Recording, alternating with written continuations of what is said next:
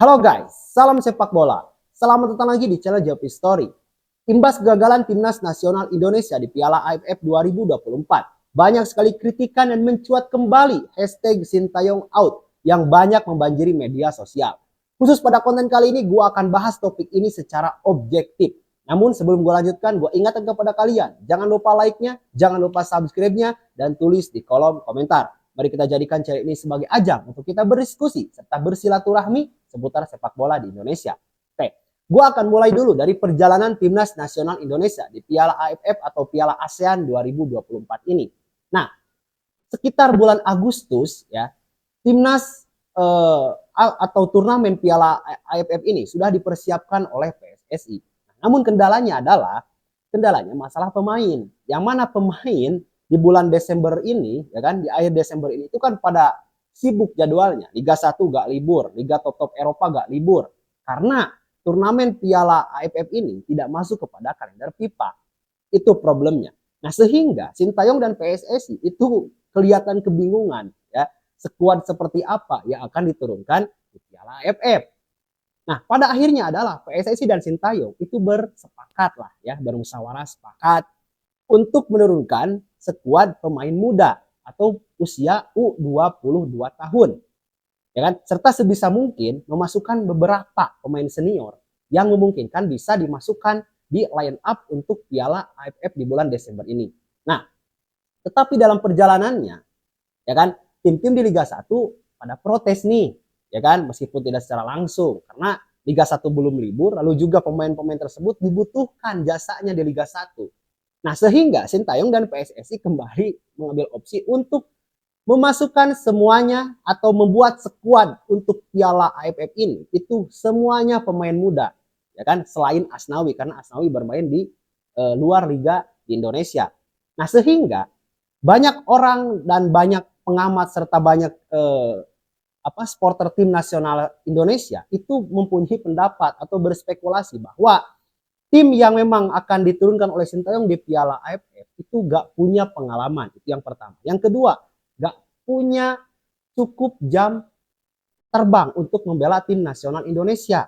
Yang ketiga, usianya masih muda. Nah, sehingga semuanya gak punya ekspektasi lebih gitu. Timnas ini mau menang syukur ya kan, mau seri gak apa-apa, mau kalah juga ya karena mereka masih minim pengalaman dan masih muda. Jadi semuanya memberikan toleransi pada akhirnya gitu dan tidak ada ekspektasi sebenarnya. Nah, tetapi Sintayong ya kan dengan sangat beraninya memberikan target masuk ke babak final. Ya, meskipun nggak juara, tapi targetnya itu lolos ke babak final. Dan ternyata pada kenyataannya dari 4 laga di grup B yang sudah dimainkan oleh tim nasional Indonesia, yang pertama kita melawan Myanmar menang 1-0. Itu pun golnya ya agak sedikit berbau keberuntungan karena berawal dari skema yang memang tidak masuk pada struktur permainan dari Sintayong. Intinya gol terjun dari jatuh dari langit lah, intinya seperti itu. Melawan Myanmar kita menang 1-0. Di pertandingan kedua melawan Laos kita nyaris saja kalah sebenarnya. Namun untung saja karena memang kekuatan peran kita sebagai tuan rumah mungkin agak sedikit beda ya kan. Nah, pada akhirnya kita mengakhiri laga dengan skor 3-3 dan hasil seri, ya kan. Di pertandingan keempat melawan Vietnam, justru itu adalah tim yang sangat kuat, sangat favorit juara, ya kan? Diisi oleh pemain-pemain senior pun, ya skuad terbaik Vietnam ada di sana. Kita kalah 1-0. Menurut gua itu adalah sebuah pencapaian terbaik, gitu, ya kan? Untuk kelas pemain muda melawan pemain yang memang bukan cap kaleng-kaleng di tingkat Asia Tenggara. Nah, lalu di pertandingan terakhir penentuan kita masih punya kesempatan jika kita di pertandingan terakhir itu menang melawan Filipina. Nah, tetapi ya kan pada kenyataannya kita bermain bagus tapi kita gak bisa cetak gol dan kita malah melakukan kesalahan sendiri dan pada akhirnya kita kalah oleh Filipina dan akhir dari klasemen kita berada di peringkat ketiga dan gagal masuk ke babak semifinal. Dari 4 pertandingan kita hanya mendapatkan 1 kali kemenangan, 1 kali hasil seri dan 2 kali seri kalah. Artinya kita hanya mendapatkan 4 poin. Nah, berdasarkan catatan itu, ya kan, hashtag Sintayong out ini membanjiri kembali, ya kan, media sosial di Indonesia, ya kan, di X, wah rame gitu ya, di Instagram, di TikTok, di mana-mana rame. ya, Sintayong out dan lain sebagainya. Nah, pendapat gua tentang hal ini, ya kan, tentang hashtag tersebut, menurut gua itu sangat tidak objektif. Sekali lagi, sangat tidak objektif jika kita menilai Sintayong dari turnamen ini. Yang jelas-jelas ini tidak betul-betul dipersiapkan dengan baik, ya kan? Skuadnya pun masih sangat tidak berpengalaman, masih muda, ya kan? Nah, lalu juga Sintayong meskipun menerapkan target lolos ke babak final, tetapi kita harus melihat fakta kenyataannya gitu. Bahwa skuad ini untuk masuk ke babak final ya mana mungkin, itu hanya ambisi Sintayong saja. Ya nggak salah juga gitu ya, Sintayong punya ambisi seperti itu, ya itu hak dia karena dia sebagai pelatih. Ya kan? Dan hashtag Sintayong out ini itu keluar dari kalangan yang memang gak puas menurut gua. Gak puas dengan kinerjanya. Memang ini sudah sangat mengakar, sudah sangat lama, bukan hanya di turnamen ini saja gitu. Ya kan? Di turnamen, di semua permainan yang ada Sintayongnya, yang dipimpin oleh Sintayong itu pasti mencuat Sintayong out, dan sebagainya. Nah, target utama dari Sintayong, ya kan, alasan membawa pemain muda ini yaitu untuk dipersiapkan, ternyata untuk disiapkan di SEA Games 2025 dan tentunya di Piala Asia 2026.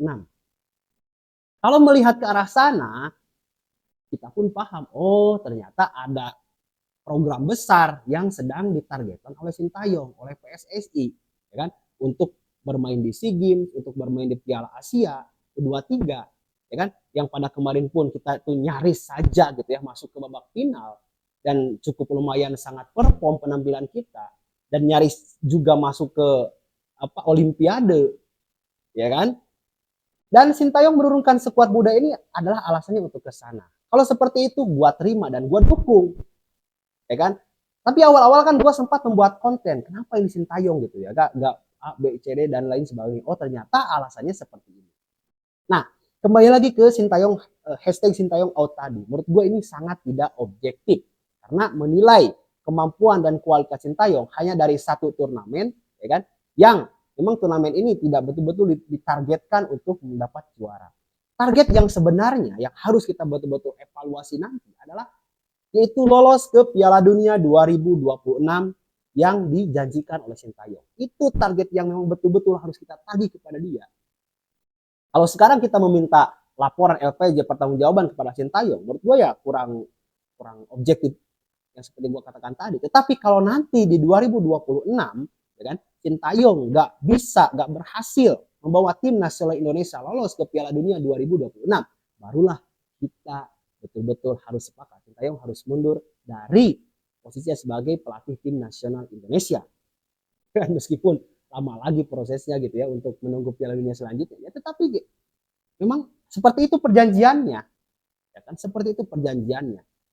Dan pesan gua kepada seluruh ya yang tidak terlalu suka dengan Sintayong, marilah kita berdiskusi, bicarakan apa yang memang kurang dari Sintayong, ya kan, apa yang memang seharusnya diperbaiki oleh Sintayong. Jangan seolah-olah kita hanya melihat turnamen seperti ini kita membuat kegaduhan, ya mohon maaf, membuat kegaduhan di media sosial sehingga yang membuat Sintayong ini merasa tidak nyaman, ya kan.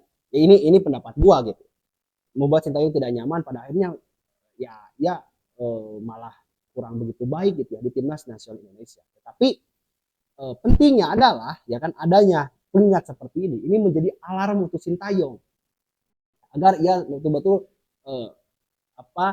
fokus kepada tujuan utamanya yaitu membawa tim nasional Indonesia lolos ke final atau ke Piala Dunia 2026.